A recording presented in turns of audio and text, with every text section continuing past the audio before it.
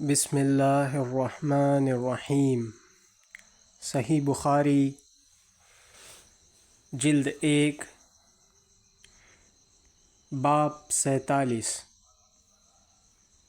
ایک مد سے وضو کرنا۔ حدیث نمبر 201۔ حضرت انس رضی اللہ عنہ ہی سے روایت ہے، انہوں نے فرمایا نبی صلی اللہ علیہ وسلم جب غسل فرماتے تو 1 صاع سے 5 مد تک پانی استعمال کرتے اور 1 مد پانی سے وضو کر لیتے۔ باب 48 موضوع پر مسح کرنا۔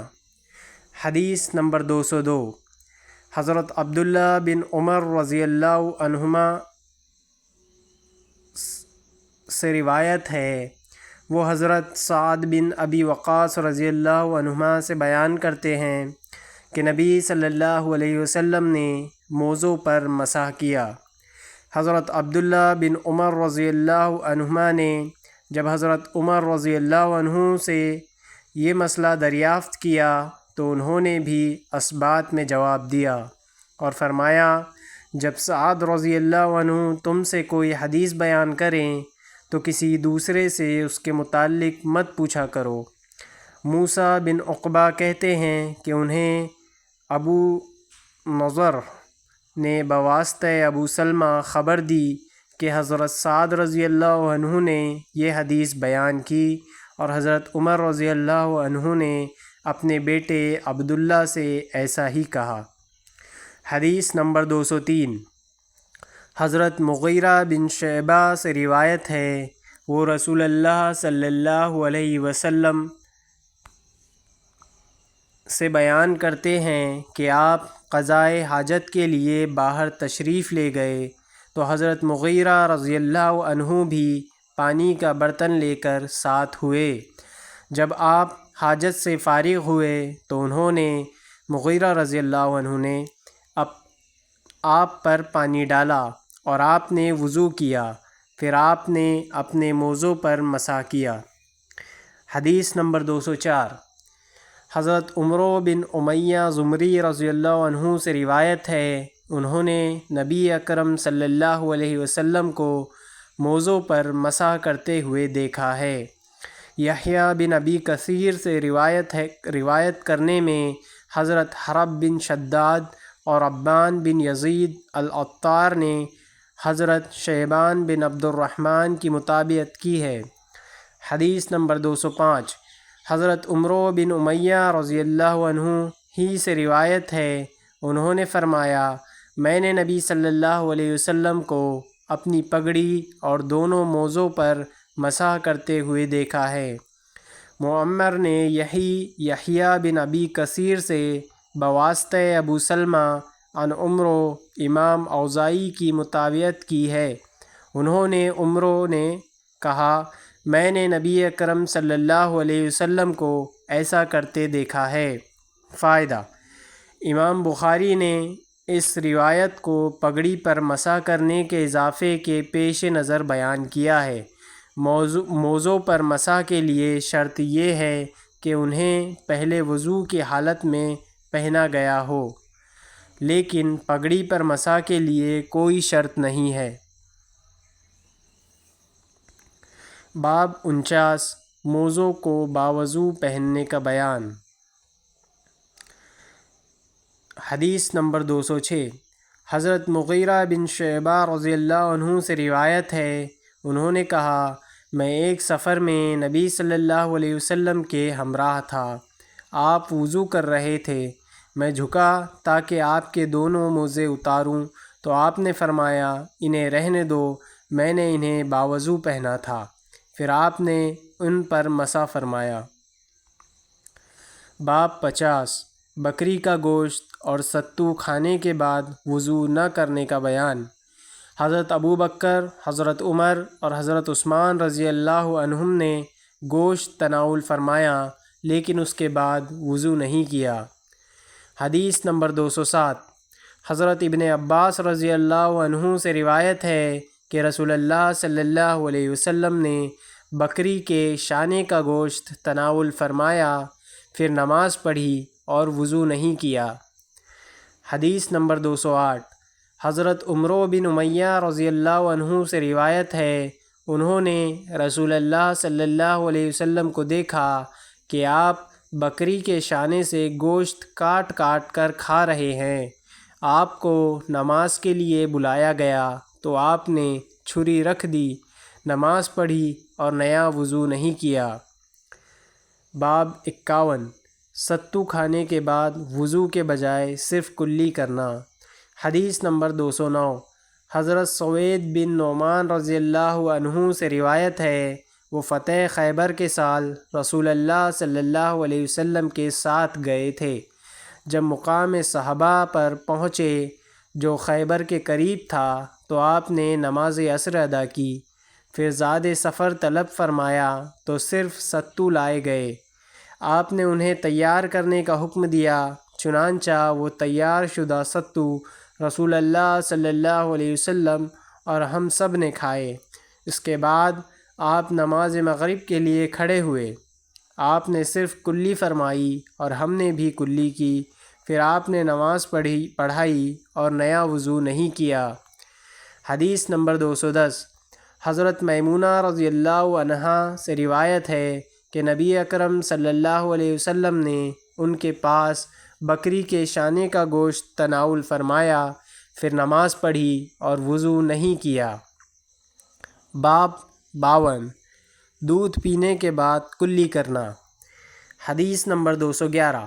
حضرت عبداللہ بن عباس رضی اللہ عنہما سے روایت ہے، رسول اللہ صلی اللہ علیہ وسلم نے ایک دفعہ دودھ نوش فرمایا تو کلی کی اور فرمایا، اس دودھ میں چکناہٹ ہوتی ہے۔ زہری سے بیان کرنے میں یونس اور صالح بن کیسان نے عقیل کی مطابقت کی ہے۔ باب 53۔ نیند سے وضو کرنا، نیز ایک یا دو بار اونگنے یا جھونکا آ جانے سے وضو ضروری نہیں۔ حدیث نمبر 212۔ حضرت عائشہ رضی اللہ عنہا سے روایت ہے، رسول اللہ صلی اللہ علیہ وسلم نے فرمایا، جب تم میں سے کوئی نماز پڑھ رہا ہو، اس دوران میں اگر اسے اونگ آ جائے تو وہ سو جائے تاکہ اس کی نیند پوری ہو جائے، کیونکہ اگر کوئی اونگتے ہوئے نماز پڑھے گا تو وہ نہیں جانتا کہ وہ اپنے لیے استغفار کر رہا ہے یا خود کو بد دعا دے رہا ہے۔ حدیث نمبر 213۔ حضرت انس رضی اللہ عنہ سے روایت ہے، نبی صلی اللہ علیہ وسلم نے فرمایا، جب کوئی تم میں سے نماز کے دوران میں اونگنے لگے تو اسے سو جانا چاہیے تاکہ جو پڑھ رہا ہے اسے سمجھنے کے قابل ہو جائے۔ باب 54۔ حدث کے بغیر وضو کرنا۔ حضرت انس رضی اللہ عنہ۔ حدیث نمبر 214۔ حضرت انس رضی اللہ عنہ سے روایت ہے، انہوں نے کہا، نبی صلی اللہ علیہ وسلم ہر نماز کے لیے وضو کیا کرتے تھے۔ راوی عمرو بن عامر کہتے ہیں، میں نے پوچھا، آپ حضرات صحابہ کا کیا معمول تھا؟ حضرت انس رضی اللہ عنہ نے فرمایا، ہم میں سے ایک شخص کو اس وقت تک وضو کافی ہوتا تھا جب تک اسے حدث لاحق نہ ہوتا۔ حدیث نمبر 215۔ حضرت سوید بن نعمان رضی اللہ عنہ سے روایت ہے، انہوں نے فرمایا، ہم خیبر کے سال رسول اللہ صلی اللہ علیہ وسلم کے ہمراہ روانہ ہوئے۔ جب ہم مقام صحابہ پر پہنچے تو رسول اللہ صلی اللہ علیہ وسلم نے ہمیں نماز عصر پڑھائی۔ جب آپ نماز سے فارغ ہوئے تو آپ نے کھانے زاد سفر منگوائے، چنانچہ ستو کے علاوہ اور کوئی چیز پیش نہ کی جا سکی، پس ہم نے کھایا اور پیا۔ پھر نبی صلی اللہ علیہ وسلم مغرب کے لیے کھڑے ہوئے اور آپ نے کلی کی اور مغرب کی نماز پڑھائی اور وضو نہیں فرمایا۔ باب 55۔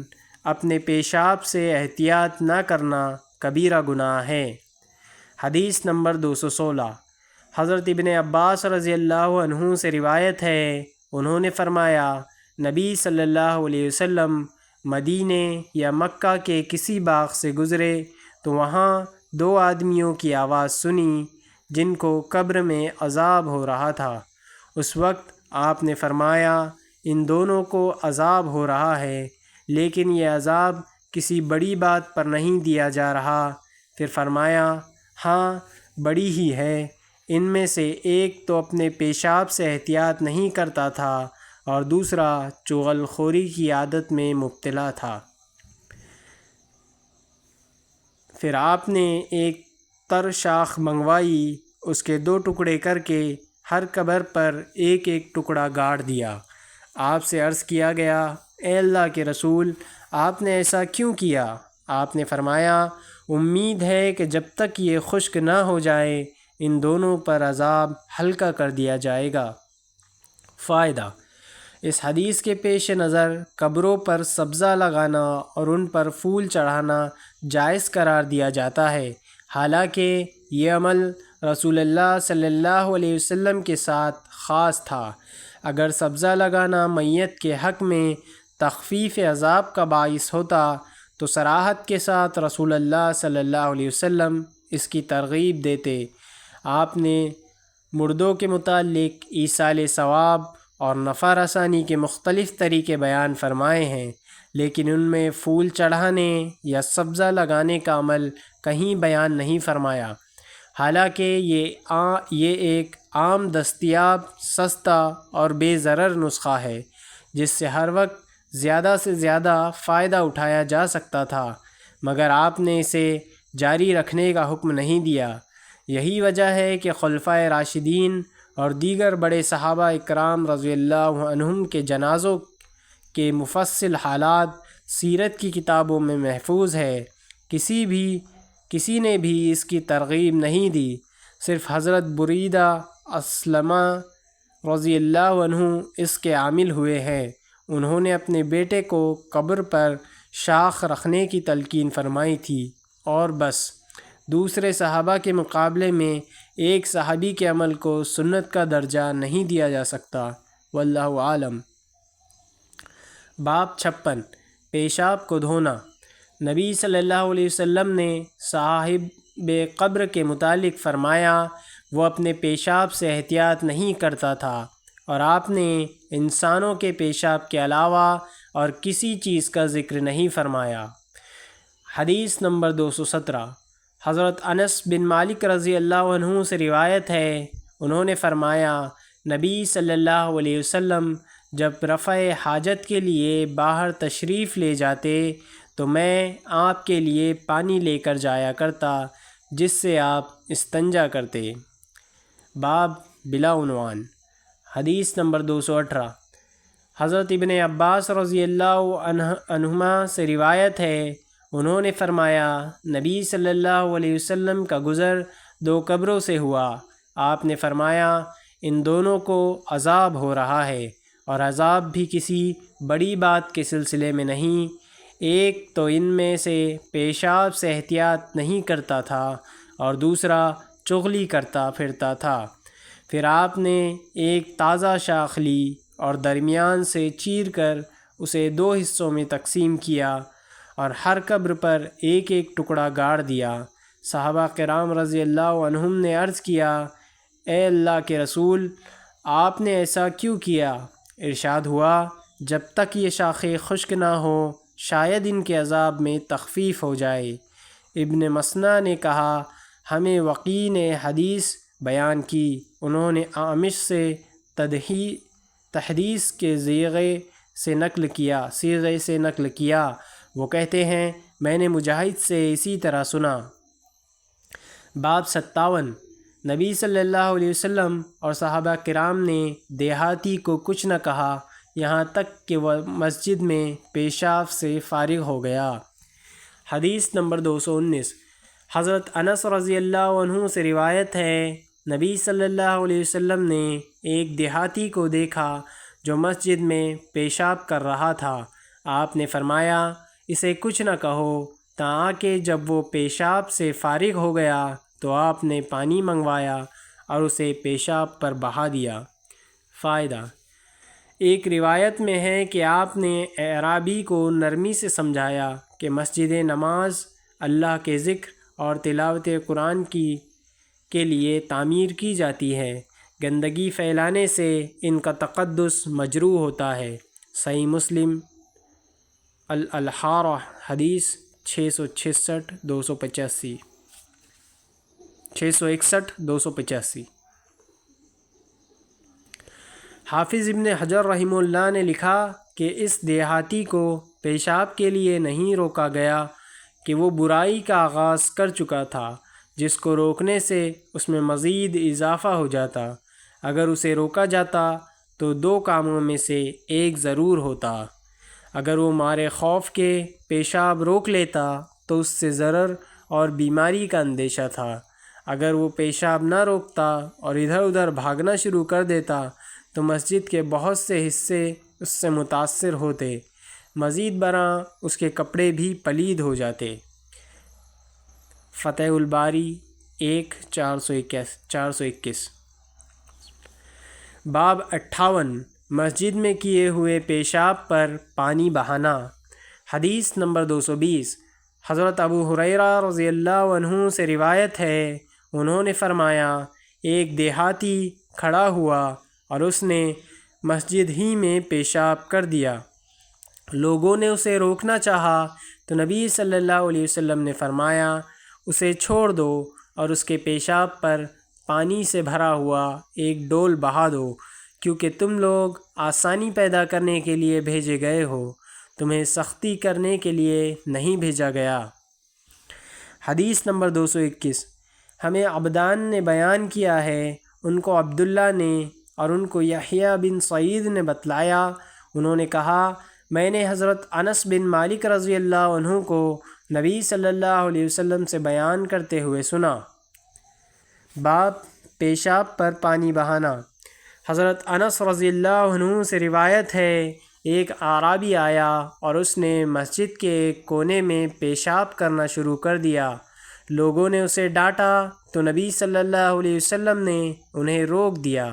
جب وہ پیشاب سے فارغ ہوا تو نبی صلی اللہ علیہ وسلم نے پانی کے ایک ڈول کا حکم دیا، چنانچہ وہ ڈول اس کے پیشاب پر بہا دیا گیا۔ باب 59 بچوں کا پیشاب۔ حدیث نمبر 222۔ حضرت ام المومنین عائشہ رضی اللہ عنہا سے روایت ہے، انہوں نے فرمایا رسول اللہ صلی اللہ علیہ وسلم کے پاس ایک بچہ لایا گیا، اس نے آپ کے کپڑے پر پیشاب کر دیا تو آپ نے پانی منگوایا اور اس پر بہا دیا۔ حدیث نمبر 223۔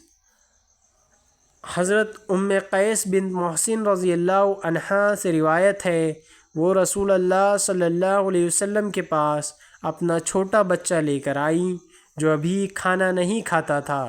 رسول اللہ صلی اللہ علیہ وسلم نے اسے اپنی گود میں بٹھا لیا تو اس نے آپ کے کپڑے پر پیشاب کر دیا۔ آپ نے پانی منگوا کر اس پر چھڑک دیا لیکن اسے دھویا نہیں۔ فائدہ: ان احادیث میں بچوں کے پیشاب کا حکم بیان ہوا ہے۔ اس میں شک نہیں کہ پیشاب بچے کا ہو یا بچی کا، دونوں ہی ناپاک ہیں۔ البتہ حالات و ظروف کے پیش نظر بچے کے پیشاب کے متعلق تخفیف ہے۔ بچہ اگر پیشاب کر دے تو اس پر پانی چھڑک دینا کافی ہے، البتہ بچی کے پیشاب کو دھونا ہوگا، جیسا کہ مندرجہ ذیل احادیث میں اس کی صراحت منقول ہے۔ بچے کے پیشاب پر پانی چھڑکا جائے اور بچی کے پیشاب کو دھویا جائے۔ سنن ابی داؤد الطہارہ حدیث نمبر 377۔ باب 60 کھڑے ہوئے اور بیٹھ کر پیشاب کرنا۔ حدیث نمبر 224۔ حضرت حذیفہ رضی اللہ عنہ سے روایت ہے، نبی صلی اللہ علیہ وسلم کا ایک قوم کے کوڑے کرکٹ کے ڈھیر پر سے گزر ہوا تو وہاں آپ نے کھڑے ہو کر پیشاب کیا۔ پھر آپ نے پانی مانگا تو میں پانی لے آیا، چنانچہ آپ نے وضو فرمایا۔ فوائد و مسائل۔ 1. امام بخاری رحمہ اللہ اس عنوان سے خاص حالات و ظروف کے پیش نظر کھڑے ہو کر پیشاب کرنے کا جواز ثابت کرنا چاہتے ہیں، اور اس کے ساتھ بیٹھ کر پیشاب کرنے کا ذکر اس لیے کر دیا ہے تاکہ دوسری صورت بھی پیش نظر رہے۔ بلا شبہ کھڑے ہو کر پیشاب کرنا جائز ہے، بشرطے کہ پیشاب کرنے سے معمولی چھینٹیں بھی کپڑوں اور بدن پر نہ آئیں۔ امام بخاری رحمہ اللہ نے عنوان میں دونوں صورتوں کا ذکر کیا ہے، لیکن احادیث صرف پہلی صورت سے متعلق بیان کی ہیں۔ شارحین نے اس کی متعدد توجیحات ذکر کی ہیں۔ 1. ابن بطال نے لکھا ہے کہ جب احادیث سے کھڑے ہو کر پیشاب کرنے کی اجازت ثابت ہوئی تو بیٹھ کر پیشاب کرنے کی اجازت بلا اولیٰ ثابت ہو گئی، لہٰذا اس سے متعلق احادیث ذکر کرنے کی ضرورت نہ تھی۔ شرح ابن بطال 1-334۔ 2. علامہ عینی نے لکھا ہے کہ بیٹھ کر پیشاب کرنا مشہور و معروف تھا اور بیشتر لوگوں کا عمل بھی اس پر تھا، اس لیے بیٹھ کر پیشاب کرنے کی احادیث کا حوالہ نہیں دیا گیا۔ عمدۃ القاری 2-620۔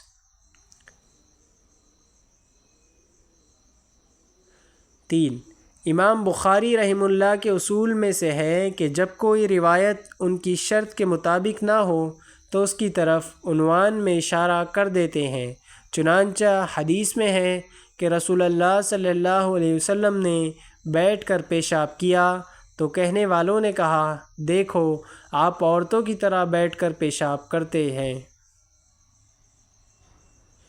سنن النسائی الطہارہ حدیث نمبر 30۔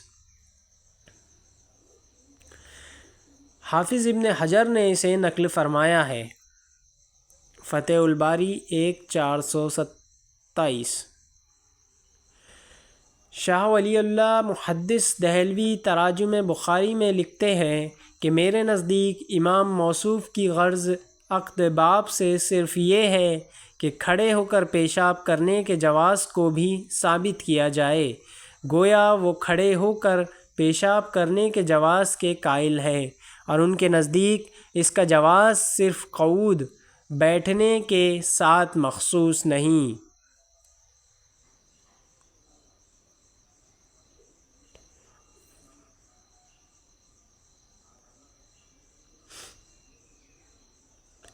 حافظ ابن حجر رحمہ اللہ نے لکھا ہے کہ کھڑے ہو کر پیشاب کرنے کے متعلق رسول اللہ صلی اللہ علیہ وسلم سے کسی قسم کی نہیں ثابت نہیں۔ اگر چھینٹے وغیرہ پڑنے کا امکان نہ ہو تو اس کے جواز میں کوئی شک نہیں۔ فتح الباری 1-430۔ البتہ حضرت عمر رضی اللہ عنہ سے مروی ہے، وہ فرماتے ہیں میں ایک دفعہ کھڑے ہو کر پیشاب کر رہا تھا، مجھے رسول اللہ صلی اللہ علیہ وسلم نے دیکھا تو فرمایا، اے عمر کھڑے ہو کر پیشاب نہ کیا کرو۔ اس کے بعد میں نے کبھی کھڑے ہو کر پیشاب نہیں کیا۔ سنن ابن ماجہ الطہارہ حدیث نمبر 308۔ لیکن یہ روایت عبد الکریم بن ابی المخارق کی وجہ سے سخت ضعیف ہے، جس سے استدلال نہیں کیا جا سکتا۔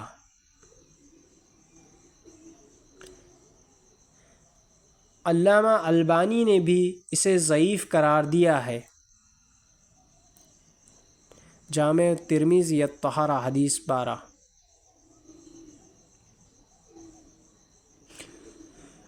حضرت عمر رضی اللہ عنہ سے صحیح روایت بائیں الفاظ ہے کہ جب سے میں مسلمان ہوا ہوں میں نے کبھی کھڑے ہو کر پیشاب نہیں کیا۔ سلسلۃ الاحادیث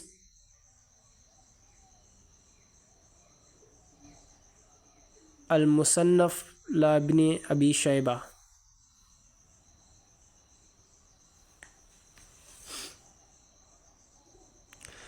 بلکہ حضرت عمر رضی اللہ عنہ سے اس کے خلاف بھی مروی ہے۔ چنانچہ زید بن وہب بیان کرتے ہیں کہ میں نے خود حضرت عمر کو کھڑے ہو کر پیشاب کرتے دیکھا ہے۔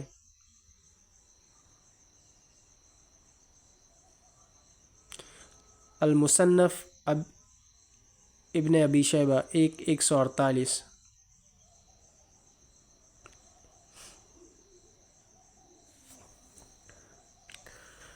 المصنف ابن ابی شیبہ 147۔ مصنف ابن ابی شیبہ اور دیگر کتب حدیث میں حضرت عمر، حضرت علی، حضرت زید بن ثابت، حضرت ابن عمر، حضرت سعد بن عبادہ اور حضرت ابو ہریرہ رضی اللہ عنہم سے کھڑے ہو کر پیشاب کرنا منقول ہے۔ المصنف ابن ابی شیبہ 147۔ جن حضرات نے کھڑے ہو کر پیشاب کرنے کو مکروہ تحریمی یا تنزیہی لکھا ہے، ان کے حقائق کے پیش نظر ان کا موقف صحیح نہیں۔ حضرت عائشہ سے ایک حدیث میں ہے، انہوں نے فرمایا کہ جو شخص تمہیں رسول اللہ صلی اللہ علیہ وسلم کے متعلق بتائے کہ آپ نے کھڑے ہو کر پیشاب کیا، اس کی تصدیق نہ کرو۔ آپ بیٹھ کر پیشاب کرتے تھے۔ سنن النسائی الطہارہ حدیث نمبر 29۔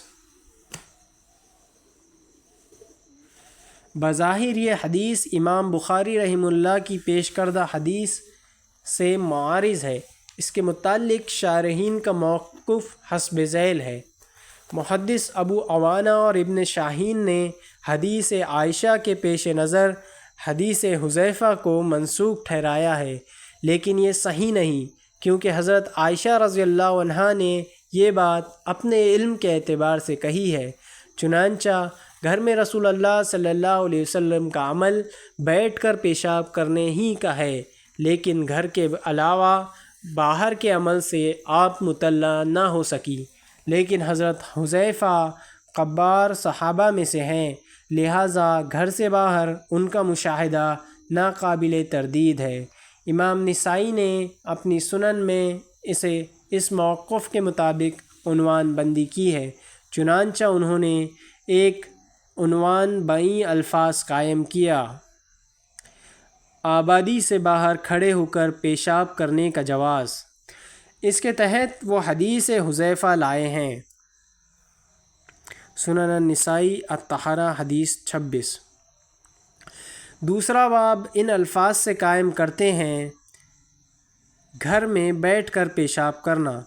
اس کے تحت حدیث عائشہ بیان کی ہے کہ رسول اللہ صلی اللہ علیہ وسلم بیٹھ کر پیشاب کرتے تھے۔ سنن النسائی الطہارہ حدیث 29۔ دوسرا جواب یہ بھی دیا گیا ہے کہ حضرت عائشہ نے رسول اللہ صلی اللہ علیہ وسلم کے متعلق عام عادت کی نشاندہی فرمائی ہے۔ مخصوص حالات میں اگر اس کے برعکس ہوا ہے تو اس کے منافی نہیں۔ مخصوص حالات حسب ذیل ہو سکتے ہیں: ایک، اس کوڑا کرکٹ کی ڈھیر پر بیٹھنے کے لیے جگہ نہ تھی، چونکہ وہ مخروطی شکل کا تھا۔ پیشاب کے آپ کی طرف لوٹ آنے کا اندیشہ تھا، اس بنا پر آپ نے کھڑے کھڑے پیشاب سے فراغت حاصل کی۔ دو، عرب کے نزدیک کھڑے ہو کر پیشاب کرنا درد کمر کا علاج تھا۔ ممکن ہے کہ آپ کو بھی کوئی شکایت ہو اور آپ نے بطور علاج ایسا عمل کیا ہو۔ اس سلسلے میں کچھ ضعیف روایات مروی ہیں۔ المستدرک الحاکم 4241 و السنن الکبری البیہقی 1101۔ لیکن اس سلسلے میں بے تکلف بات یہ ہے کہ بیان جواز کے لیے آپ نے یہ عمل کیا ہے۔ بوقت ضرورت کھڑے ہو کر پیشاب کرنے میں چندہ حرج نہیں، بشرطے کہ اس کے چھینٹوں سے جسم یا کپڑے آلودہ ہونے کا اندیشہ نہ ہو۔ واللہ عالم۔ باب 61 اپنے ساتھی کے قریب اور دیوار کی آڑ میں پیشاب کرنا۔ حدیث نمبر 225۔ حضرت حذیفہ رضی اللہ عنہ سے روایت ہے، انہوں نے فرمایا، میں خود کو اور نبی صلی اللہ علیہ وسلم کو دیکھ رہا ہوں کہ ہم جا رہے ہیں۔ آپ کسی قوم کے کوڑے کرکٹ کے ڈھیر گھورے پر پہنچے جو ایک دیوار کی پشت پر تھا، اور آپ وہاں اس طرح کھڑے ہوئے جس طرح تم میں سے کوئی شخص کھڑا ہوتا ہے۔ پھر پیشاب کیا۔ میں آپ کے قریب سے ہٹ گیا، آپ نے اشارے سے مجھے بلایا، میں حاضر ہوا اور آپ کے پیچھے کھڑا ہو گیا تاکہ آپ پیشاب سے فارغ ہو گئے۔ باب 62 کسی قوم کے گھوڑے پر پیشاب کرنا۔ حدیث نمبر 226 حضرت ابو وائل سے روایت ہے، انہوں نے کہا حضرت ابو موسیٰ اشعری رضی اللہ عنہ پیشاب کے معاملے میں بہت تشدد سے کام لیتے تھے اور کہتے تھے کہ بنی اسرائیل میں اگر کسی کے کپڑے کو پیشاب لگ جاتا تو وہ متاثرہ کپڑے کو کاٹ دیتا تھا۔ حضرت حذیفہ رضی اللہ عنہ نے فرمایا کاش وہ ایسا تشدد نہ کرتے۔ رسول اللہ صلی اللہ علیہ وسلم کسی قوم کے گھوڑے پر تشریف لے گئے اور وہاں آپ نے کھڑے ہو کر پیشاب کیا۔ باب 63 خون کا دھونا۔ حدیث نمبر 227 حضرت اسماء رضی اللہ عنہا سے روایت ہے، انہوں نے فرمایا ایک عورت نبی صلی اللہ علیہ وسلم کے پاس آئی اور عرض کیا بتائیے ہم میں سے اگر کسی عورت کو حیض آئے اور کپڑے کو لگ جائے تو وہ کیا کرے؟ آپ نے فرمایا اسے کھرچ ڈالے، پھر پانی ڈال کر رگڑے اور دھو ڈالے، پھر اس میں نماز پڑھ لے۔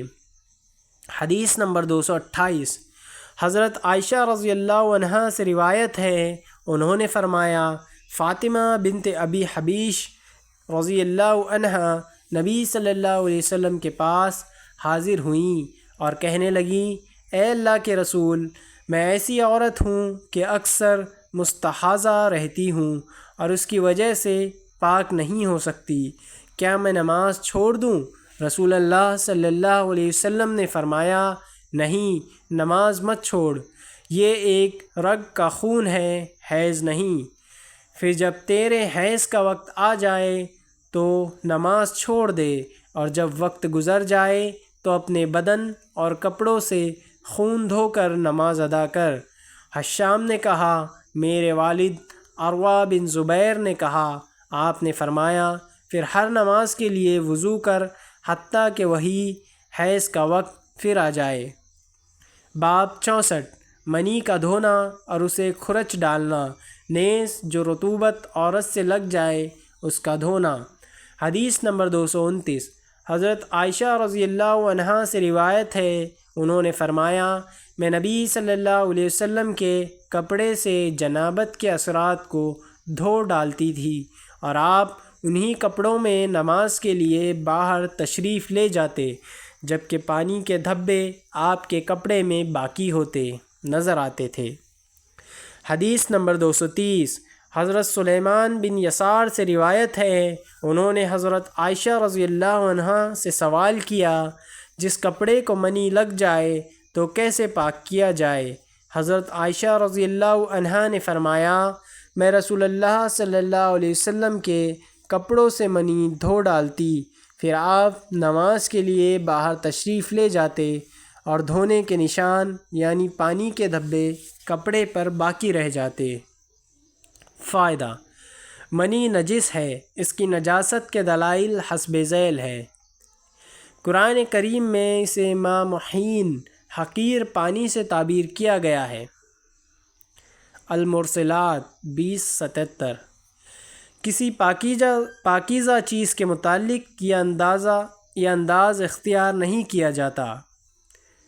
2 جب حدث اصغر کا سبب پیشاب ناپاک ہے تو حدث اکبر کا سبب منی بطریق اولیٰ ناپاک ہونا چاہیے۔ 3 صحیح احادیث سے ازالہ منی کا ثبوت غسل، فرق، مسح، حط اور حق کے الفاظ سے ملتا ہے جو اس کی نجاست کے لیے واضح دلیل ہے۔ 4 حضرت معاویہ رضی اللہ عنہ نے حضرت حفصہ رضی اللہ عنہا سے پوچھا کہ کیا رسول اللہ صلی اللہ علیہ وسلم جمع کے کپڑوں میں نماز پڑھ لیتے تھے؟ تو آپ نے فرمایا کہ اگر ان میں نجاست کا اثر نہ دیکھتے تو ان میں نماز پڑھ لیتے۔ سنن ابی داؤد الطہارہ حدیث 366۔ 2 اس میں 2 طرح سے منی کی نجاست پر دلیل لی گئی ہے۔ اسے عضی سے تعبیر کیا گیا ہے جیسا کہ حیض کو عزی کہا گیا ہے۔ اس سے معلوم ہوا کہ منی ناپاک ہے۔ رسول اللہ صلی اللہ علیہ وسلم کا اس کی موجودگی میں نماز نہ پڑھنا بھی اس کے ناپاک ہونے کی دلیل ہے۔ کسی صحیح حدیث سے ثابت نہیں کہ کپڑے یا جسم پر منی کو بدستور باقی رکھا گیا ہو اور اس کا ازالہ نہ کیا گیا ہو۔ اگر یہ پاک ہوتی تو کم از کم بیان جواز کے لیے ایک مرتبہ تو اسے بدستور باقی رکھنے کا ثبوت ہوتا۔ حدیث الباب کے الفاظ کنت اغسل الجنابہ بھی نجاست منی کی دلیل ہے۔ اس پر علامہ کرمانی لکھتے ہیں کہ اس حدیث سے نجاست منی پر استدلال صحیح نہیں، کیونکہ غسل منی نجاست کی وجہ سے نہیں بلکہ اس وجہ سے ہے کہ اس کی گزرگاہ نجس ہے یا بوجہ اختلاط رطوبت فرج ہے۔ شرح الکرمانی 282۔ علامہ عینی کہتے ہیں کہ مستقر منی اور مستقر بول دونوں الگ الگ ہیں، اسی طرح ان کے مخرج بھی جدا جدا ہے، لہٰذا گزرگاہ کے نجس ہونے کی بات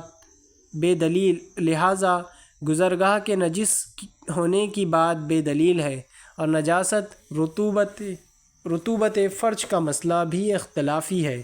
اس کی وجہ سے بھی استدلال مذکور کو کمزور نہیں کہہ سکتے۔ عمدۃ القاری 2/639۔ باب 65۔ جب منی وغیرہ دھوئے اور اس کا اثر زائل نہ ہو۔ حدیث نمبر 231۔ عمرو بن میمون سے روایت ہے کہ میں نے حضرت سلیمان بن یسار سے منی آلود کپڑے کے متعلق سوال کیا تو انہوں نے کہا، حضرت عائشہ رضی اللہ عنہا نے فرمایا، میں رسول اللہ صلی اللہ علیہ وسلم کے کپڑے سے منی دھو ڈالتی تھی، پھر آپ نماز کے لیے تشریف لے جاتے، جبکہ دھونے کا نشان یعنی پانی کے دھبے کپڑے پر باقی رہ جاتے۔ حدیث نمبر 232۔ حضرت عائشہ رضی اللہ عنہا سے روایت ہے کہ وہ منی کو نبی صلی اللہ علیہ وسلم کے کپڑوں سے دھوتی تھی۔ حضرت عائشہ نے کہا، پھر میں اس دھونے کا ایک دھبا یا کئی دھبے آپ کے کپڑوں میں دیکھتی تھی۔ باب 66۔ اونٹ، بکریوں اور دیگر چوپایوں کے پیشاب نیز بکریوں کے باڑے کا حکم۔ حضرت ابو موسیٰ اشعری رضی اللہ عنہ نے دار البرید اور سرقین میں نماز ادا کی، جبکہ جنگل یعنی میدانی علاقہ ان کے پہلو میں تھا، اور انہوں نے فرمایا، یہاں اور وہاں دونوں برابر ہیں۔ حدیث نمبر 233۔ حضرت انس رضی اللہ عنہ سے روایت ہے کہ قبیلہ عقل اور عرینہ کے کچھ لوگ مدینہ منورہ آئے، اور انہیں یہاں کی آب و ہوا موافق نہ آئی تو نبی صلی اللہ علیہ وسلم نے انہیں دودھ والی اونٹنیوں میں جانے کا حکم دیا کہ وہاں جا کر ان کا دودھ اور پیشاب استعمال کرے۔ چنانچہ وہ لوگ چلے گئے، اور جب وہ صحت مند ہو گئے تو انہوں نے نبی صلی اللہ علیہ وسلم کے چرواہے کو قتل کر ڈالا اور جانور ہانک کر لے گئے۔ صبح کے وقت رسول اللہ صلی اللہ علیہ وسلم کو جب یہ خبر پہنچی تو آپ نے ان کے تعاقب میں چند آدمی روانہ کیے، چنانچہ سورج بلند ہوتے ہی ان سب کو گرفتار کر لیا گیا۔ پھر آپ کے حکم سے ان کے ہاتھ پاؤں کاٹے گئے اور ان کی آنکھوں میں گرم سلائیاں پھیری گئی۔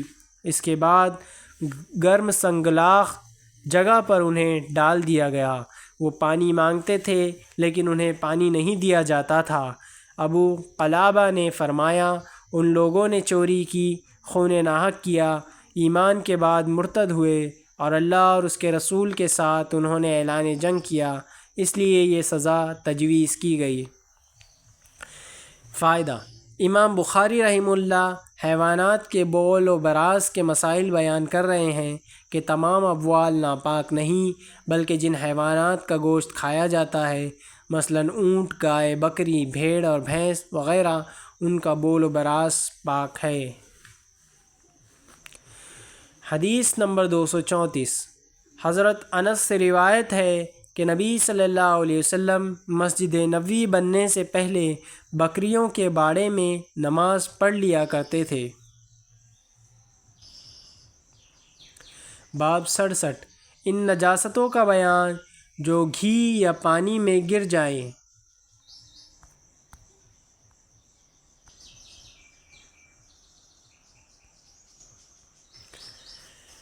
باب 67 ان نجاستوں کا بیان جو گھی یا پانی میں گر جائیں۔ امام زہری بیان کرتے ہیں کہ پانی کے استعمال میں کوئی مذائقہ نہیں جب تک نجاست اس کا مزہ، بو یا رنگ نہ بدلے۔ حضرت حماد نے فرمایا مردار کے بال اور پروں میں سے اگر وہ پانی میں گر جائیں کوئی مذائقہ نہیں۔ زہری فرماتے ہیں مردار جانور مثلاً ہاتھی وغیرہ کی ہڈیوں کے متعلق میں نے بہت سے علماء سلف کو پایا کہ وہ ان کی کنگھی بنا کر استعمال کرتے تھے اور ان میں سے تیل رکھتے تھے، نیز ان کے استعمال میں کوئی حرج محسوس نہیں کرتے تھے۔ امام ابن سیرین اور ابراہیم فرماتے ہیں کہ ہاتھی دانت کی تجارت میں کوئی حرج نہیں۔ حدیث نمبر 235 حضرت میمونہ رضی اللہ عنہا سے روایت ہے رسول اللہ صلی اللہ علیہ وسلم ایک چوہیا کے متعلق رسول اللہ صلی اللہ علیہ وسلم سے ایک چوہیا کے متعلق پوچھا گیا جو گھی میں گر گئی تھی۔ آپ نے فرمایا اسے نکال دو اور اس کے قریب جس قدر گھی ہو اسے بھی پھینک دو، پھر اپنا باقی گھی استعمال کر لو۔ حدیث نمبر 236 حضرت میمونہ رضی اللہ عنہا ہی سے روایت ہے نبی صلی اللہ علیہ وسلم سے سوال ہوا کہ چوہا اگر گھی میں گر پڑے تو کیا کریں؟ آپ نے فرمایا چوہے کو اور اس کے آس پاس کے گھی کو پھینک دو۔ حضرت معان کہتے ہیں امام مالک نے ہمیں کئی مرتبہ یہ حدیث بیان کی اور وہ یوں کہتے تھے عن ابن عباس عن میمونہ رضی اللہ عنہ۔ حدیث نمبر 237 حضرت ابو ہریرہ رضی اللہ عنہ سے روایت ہے وہ نبی صلی اللہ علیہ وسلم سے بیان کرتے ہیں آپ نے فرمایا اللہ کی راہ میں مسلمان کو جو زخم لگتا ہے قیامت کے دن وہ اپنی اصلی حالت میں ہوگا جیسے زخم لگتے وقت تھا، خون بہہ رہا ہوگا، اس کا رنگ تو خون جیسا ہوگا مگر خوشبو کستوری کی طرح ہوگی۔ فائدہ اس حدیث کے عنوان سے مطابقت کی بابت حافظ ابن حجر رحمہ اللہ لکھتے ہیں کہ امام بخاری کا مقصد اپنے موقف کی تائید کرنا ہے کہ پانی محض نجاست کے مل جانے سے نجس نہیں ہوتا جب تک اس میں تغیر نہ آ جائے۔ یہ اس لیے کہ صفت کے بدلنے سے موصوف پر اثر ہوتا ہے، جس طرح خون کی ایک صفت بو والی خوشبو میں بدل جانے سے اس کو خاص اہمیت حاصل ہو گئی اور ذم کے بجائے اس میں مدح کا پہلو پیدا ہو گیا، اسی طرح پانی کی کوئی صفت اگر نجاست کی وجہ سے بدل جائے تو اس کی طہارت کا حکم بدل کر نجاست کا حکم آ جائے گا، اور جب تک تغیر نہیں ہوگا نجاست نہیں آئے گی۔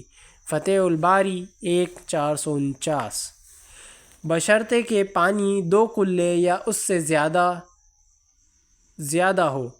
قلتین سے مراد 5 حجازی مشقیں ہیں جو 5 سورتل کے قریب ہیں۔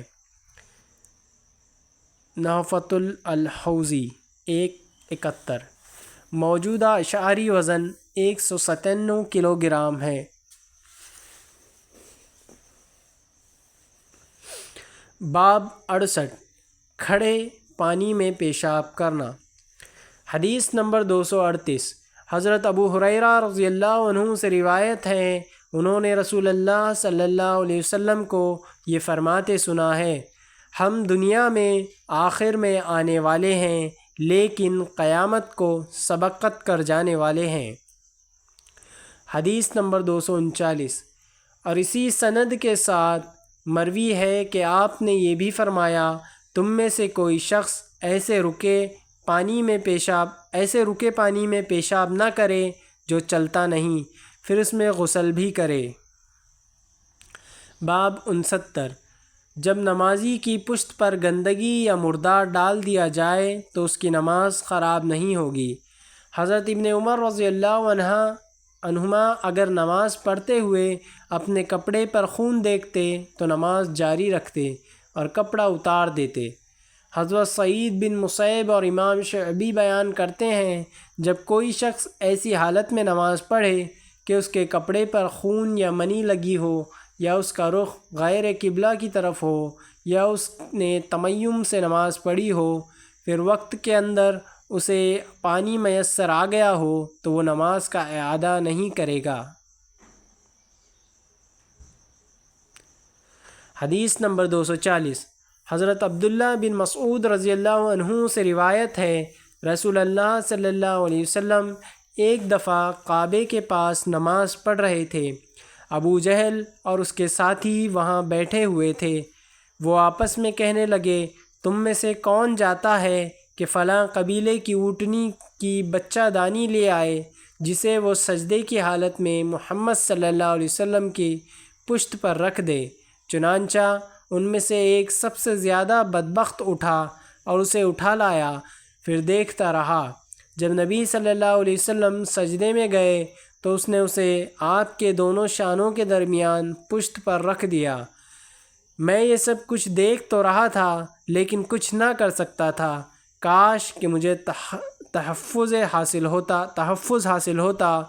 پھر وہ ہنستے ہنستے ایک دوسرے پر گرنے لگے۔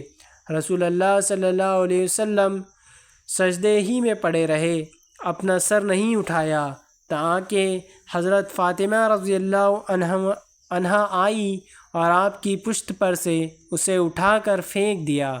تب آپ نے اپنا سر مبارک اٹھایا اور 3 مرتبہ یوں بد دعا کی، یا اللہ قریش سے بدلہ لے۔ رسول اللہ صلی اللہ علیہ وسلم کا یوں بد دعا کرنا ان پر بڑا گراں گزرا، کیونکہ وہ جانتے تھے کہ اس شہر میں دعا قبول ہوتی ہے۔ پھر آپ نے نام بنام فرمایا، یا اللہ ابو جہل سے انتقام لے، عتبہ بن ربیعہ، شیبہ بن ربیعہ، ولید بن عتبہ، امیہ بن خلف اور عقبہ بن ابی معیط کی ہلاکت کو اپنے اوپر لازم کر۔ ساتویں شخص کا بھی نام لیا لیکن میں وہ بھول گیا۔ حضرت عبداللہ بن مسعود رضی اللہ عنہ نے فرمایا، قسم ہے اس ذات کی جس کے ہاتھ میں میری جان ہے، میں نے ان لوگوں کو دیکھا جن کا نام رسول اللہ نے لیا تھا، وہ بدر کے کنویں میں مرے پڑے تھے۔ باب 70۔ کپڑے میں تھوک اور بلغم وغیرہ لگ جانے کا بیان۔ عروہ نے حضرت مسعور اور مروان سے نقل کیا ہے کہ نبی صلی اللہ علیہ وسلم حدیبیہ کے سال نکلے، اس کے بعد انہوں نے حدیث بیان کی۔ اس میں ہے کہ نبی صلی اللہ علیہ وسلم نے جب تھوکا تو لوگوں میں سے کسی نہ کسی کے ہاتھ پر گرا اور انہوں نے اسے اپنے منہ اور بدن پر مل لیا۔ حدیث نمبر 241۔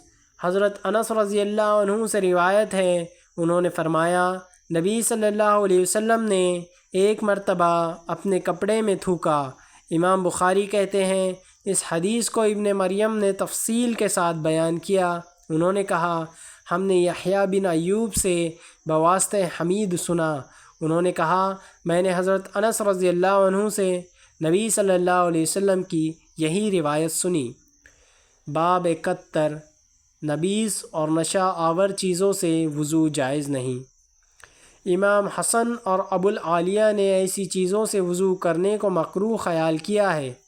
حضرت عطا نے کہا، میرے نزدیک نبیذ اور دودھ سے وضو کرنے کے بجائے تمیمم کر لینا بہتر ہے۔ حدیث نمبر 242۔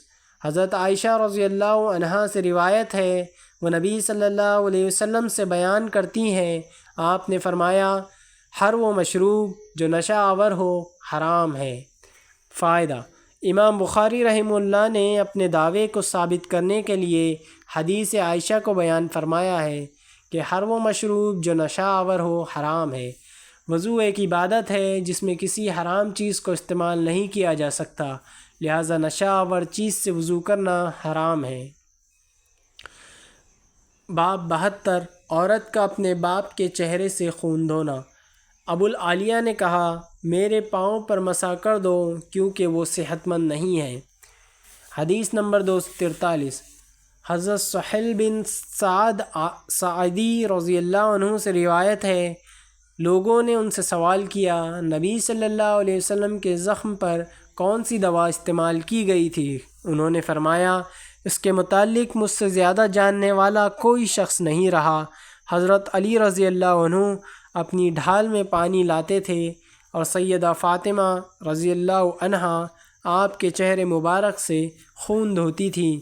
پھر ایک بوریا لایا گیا اور اسے جلانے کے بعد اس کی راکھ کو آپ کے زخم میں بھر دیا گیا۔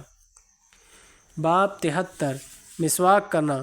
حضرت ابن عباس رضی اللہ عنہما نے فرمایا میں ایک رات نبی صلی اللہ علیہ وسلم کے ہاں رہا تو آپ نے مسواک کی۔ حدیث نمبر 244 حضرت ابو موسیٰ اشعری رضی اللہ عنہ سے روایت ہے، انہوں نے فرمایا میں ایک دفعہ نبی صلی اللہ علیہ وسلم کی خدمت میں حاضر ہوا تو آپ اپنے ہاتھ مبارک سے مسواک کر رہے تھے۔ مسواک آپ کے منہ میں تھی اور آپ آ کی آواز نکال رہے تھے، گویا آپ قے کر رہے ہیں۔ حدیث نمبر 245 حضرت حذیفہ رضی اللہ عنہ سے روایت ہے، انہوں نے فرمایا نبی صلی اللہ علیہ وسلم جب رات کو اٹھتے تو پہلے اپنے منہ کو مسواک سے صاف کرتے۔ فائدہ: امام بخاری رحمہ اللہ نے مسواک کو وضو کی سنت ثابت کرنے کے لیے کتاب الوضو میں مذکورہ عنوان قائم کیا ہے۔ کیونکہ مسواک متعلقات وضو سے ہے، اسے کتاب الصلاۃ میں بھی لائیں گے تاکہ اس کے سنت صلاۃ ہونے کو بھی واضح کیا جائے۔ چنانچہ ایک حدیث میں ہے کہ اگر مجھے لوگوں پر گرانی کا اندیشہ نہ ہوتا تو ہر نماز کے ساتھ مسواک کرنے کو ضروری قرار دیتا۔ صحیح البخاری الجمعہ حدیث 887۔ اسی طرح وضو کے متعلق بھی ارشاد نبوی ہے کہ اگر مجھے امت پر گرانی کا خطرہ نہ ہوتا تو میں ہر وضو کے ساتھ مسواک کو لازم قرار دے دیتا۔ مسند احمد 250۔ باب 74 بڑے شخص کو پہلے مسواک دینا۔ حدیث نمبر 246 حضرت ابن عمر رضی اللہ عنہما سے روایت ہے، نبی صلی اللہ علیہ وسلم نے فرمایا میں نے اپنے آپ کو خواب میں مسواک کرتے دیکھا، پھر میرے پاس 2 شخص آئے، ان میں ایک عمر میں دوسرے سے بڑا تھا، میں نے ان میں سے چھوٹے کو مسواک دے دی تو مجھے ہدایت کی گئی کہ بڑے کا لحاظ کرو، تب میں نے وہ مسواک بڑے کو دے دی۔ امام بخاری رحمہ اللہ کہتے ہیں کہ نعیم نے ابن عمر رضی اللہ عنہما سے بروایت ابن مبارک عن اسامہ عن نافع اس حدیث کو مختصر بیان کیا ہے۔ باب 75 باوضو سونے کی فضیلت۔ حدیث نمبر 247 حضرت براء بن عازب رضی اللہ عنہما سے روایت ہے، انہوں نے کہا نبی صلی اللہ علیہ وسلم نے مجھ سے فرمایا جب تم اپنی خوابگاہ میں جاؤ تو پہلے نماز کا سا وضو کرو، پھر اپنے دائیں پہلو پر لیٹ کر یہ دعا پڑھو اللہم اسلمت وجہی الیک وفوضت۔ اے اللہ تیرے ثواب کے شوق میں اور تیرے عذاب سے ڈرتے ہوئے میں نے خود کو تیرے سپرد کر دیا اور اپنا کام تجھے سونپ دیا، نیز تجھے اپنا پشت پناہ بنا لیا، تجھ سے بھاگ کر کہیں پناہ اور ٹھکانہ نہیں مگر تیرے ہی پاس۔ اے اللہ میں اس کتاب پر ایمان لایا جو تو نے اتاری اور تیرے اس نبی پر یقین کیا جسے تو نے بھیجا۔ اب اگر تم اس رات مر جاؤ تو فطرت اسلام پر مرو گے۔ نیز یہ دعائیہ کلمات سب باتوں سے فارغ ہو کر بالکل سوتے وقت پڑھو۔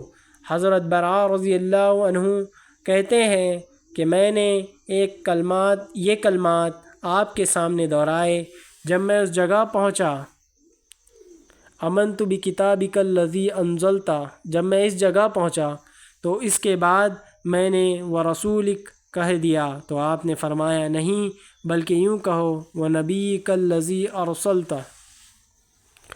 فائدہ: معلوم ہوا کہ ادعیہ مسنون اور اذکار معصورہ میں جو الفاظ رسول اللہ صلی اللہ علیہ وسلم سے منقول ہیں ان میں تصرف درست نہیں۔ رسول اللہ صلی اللہ علیہ وسلم کا فرمان ہے کہ مجھے اللہ کی طرف سے جامع کلمات عطا ہوئے ہیں۔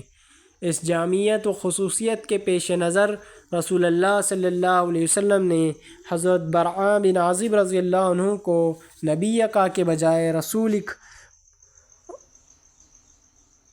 پڑھنے سے اس بنا پر منع فرمایا کہ نبی میں جو جامعیت ہے وہ رسول میں نہیں، کیونکہ رسول کا اطلاق فرشتوں پر بھی ہوا ہے حالانکہ وہ نبی نہیں۔ نیز ان دعائیہ کلمات میں نبوت اور رسالت کے دونوں اوصاف کا ذکر ہے، جبکہ رسولک کہنے سے صرف ایک وصف کا ذکر ہوتا ہے۔ فتح الباری 1/466۔ بسم اللہ الرحمن الرحیم۔ 5 کتاب الغسل، غسل سے متعلق احکام و مسائل۔ ارشاد باری تعالیٰ ہے اگر تم بحالت جنابت ہو تو غسل کر لو، اور اگر تم بیمار ہو یا سفر کی حالت میں ہو یا تم میں سے کوئی قضائے حاجت سے فارغ ہو کر آیا ہو یا تم نے عورتوں سے اختلاط کیا ہو اور تمہیں پانی نہ ملے تو تم پاک مٹی سے تمیمم کر لو، اسے اپنے چہروں اور ہاتھوں پر ملو۔ اللہ تم پر کسی قسم کی تنگی نہیں ڈالنا چاہتا بلکہ اس کا ارادہ تمہیں پاک کرنے اور تمہیں بھرپور نعمت دینے کا ہے تاکہ تم شکر ادا کرتے رہو۔ نیز ارشاد باری تعالیٰ ہے اے ایمان والو، جب تم بحالت نشہ ہو تو نماز کے قریب بھی نہ جاؤ تاکہ تم اپنی بات کو سمجھنے لگو، اور بحالت جنابت بھی جب تک تم غسل نہ کر لو۔ ہاں اگر تم راہ چلتے گزر جانے والے ہو تو اور بات ہے، اور اگر تم بیمار ہو یا سفر میں ہو یا تم میں سے کوئی قضائے حاجت سے آیا ہو یا تم نے عورتوں سے مباشرت کی ہو اور تمہیں پانی نہ ملے تو پاک مٹی کا قصد کرو اور اسے اپنے منہ اور ہاتھوں پر مل لو، بے شک اللہ تعالیٰ بہت زیادہ معاف کرنے والا بے حد بخشنے والا ہے۔ باب 1 غسل سے پہلے وضو کرنا۔ حدیث نمبر 248۔ حضرت عائشہ رضی اللہ عنہا زوجہ نبی صلی اللہ علیہ وسلم سے روایت ہے کہ نبی صلی اللہ علیہ وسلم جب غسل جنابت فرماتے تو پہلے دونوں ہاتھ دھوتے، پھر نماز کے وضو کی طرح وضو کرتے، بعد ازاں اپنی انگلیاں پانی میں ڈال کر بالوں کی جڑوں کا خلال کرتے، پھر دونوں ہاتھوں سے 3 چلو لے کر اپنے سر پر ڈالتے، اس کے بعد اپنے تمام جسم پر پانی بہاتے۔ حدیث نمبر 249۔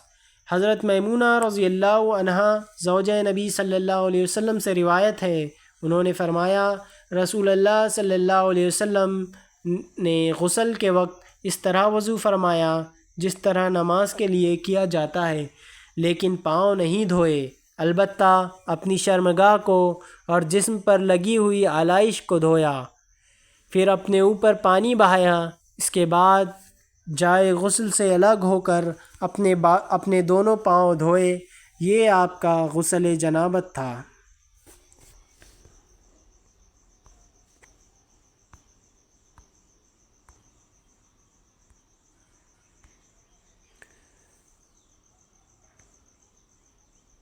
فائدہ: ان دونوں روایات کے پیش نظر غسل کے لیے ضروری ہے کہ پہلے پردے کا اہتمام کیا جائے، پھر دونوں ہاتھ دھوئے جائیں، بعد ازاں دائیں ہاتھ سے پانی ڈال کر بائیں ہاتھ سے شرمگاہ کو دھویا جائے اور اس پر لگی ہوئی آلائش کو دور کیا جائے، پھر وضو کا اہتمام ہو، بعد میں بالوں کی جڑوں تک پانی پہنچا کر انہیں اچھی طرح تر کیا جائے، پھر تمام بدن پر پانی بہا لیا جائے۔ اگر غسل خانہ صاف ستھرا ہو اور پانی جمع نہ ہوتا ہو تو وضو کرتے وقت پاؤں بھی دھوئے جائیں۔ بصورت دیگر غسل سے فراغت کے بعد اس جگہ سے الگ ہو کر پاؤں دھوئے جائے۔ باب 2 خاوند کا اپنی بیوی کے ساتھ غسل کرنا۔ حدیث نمبر 250 حضرت عائشہ رضی اللہ عنہا سے روایت ہے، انہوں نے فرمایا میں اور نبی صلی اللہ علیہ وسلم ایک ہی برتن سے غسل کرتے تھے، اور وہ برتن ایک بڑا پیالہ تھا جسے فرق کہا جاتا ہے۔